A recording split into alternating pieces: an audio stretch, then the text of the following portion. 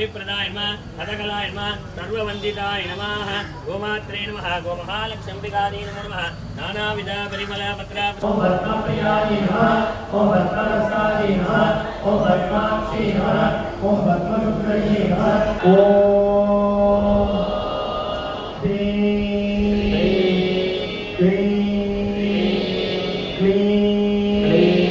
लक्ष्मी कुबेराय नमः लक्ष्मी कुबेराय नमः